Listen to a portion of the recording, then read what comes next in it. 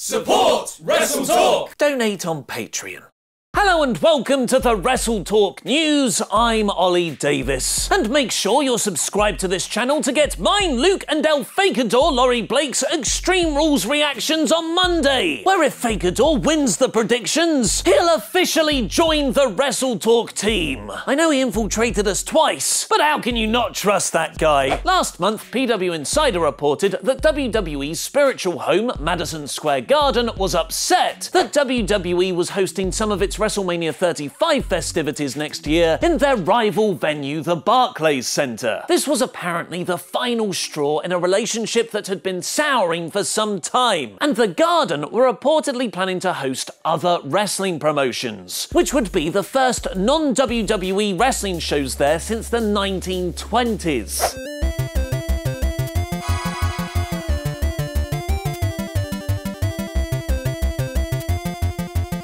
Mexican promotion AAA apparently had a slot booked for later this year, and Ring of Honor owners Sinclair announced their own plans to run the Garden in early 2019, following the success of All In selling out 10,000 seats for their September 1st show. But the Wrestling Observer newsletter reported it only took one call from someone in WWE for MSG to drop their plans, with ROH COO Joe Koff telling PW Insider, "We had a deal with Madison Square Garden, and they then told us they were backing out after communications from the WWE. We are not able to get any other dates in any kind of discussion." But not even a week after WWE's most recent MSG show last Saturday, which the venue lit itself purple in honor for The Undertaker wrestling in the main event, it appears those plans are back on thanks to some classic New Japan no-selling, with ROH announcing a huge joint G1 Supercard show at the Garden on April 6th next year, the night before WrestleMania, with the Japanese promotion. Speaking at the show's announcement, Madison Square Garden's Executive Vice President Joel Fisher said, "We are thrilled to welcome Ring of Honor Wrestling and New Japan Pro Wrestling to Madison Square Garden for the much anticipated G1 Supercard." MSG just turned heel on WWE. With New Japan's slow expansion in the United States, this is a huge move against Vince McMahon's company, turning wrestling venues all around the world into a global chessboard, casting the wrestlers and assorted performers as kings, queens, bishops, knights, and more. We're getting a real-life wrestling version of Game of Thrones, Swaff Nation, just without the incest storylines.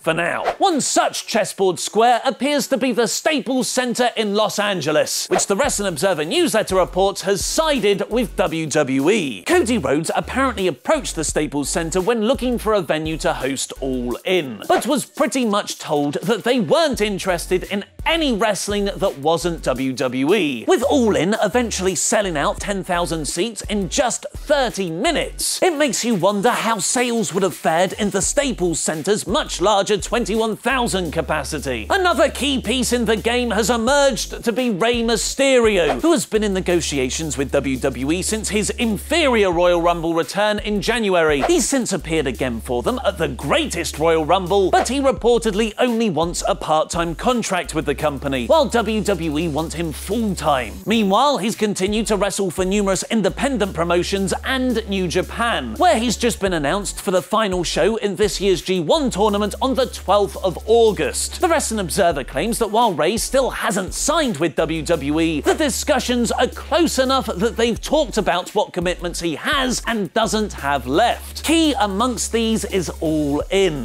which Mysterio still wants to wrestle on, but WWE would rather he doesn't do it. New Japan, ROH, WWE, Impact. Which team are you on? Vote in our latest question on a poll match by clicking the eye above my head. The results of yesterday's questions on polls are Enzo Amore's consensual shorts being the weird wrestling merch you want to see. You're in luck because that somehow already exists. And Tony Storm being everyone's favourite pick to see in this year's Mae Young Classic tournament.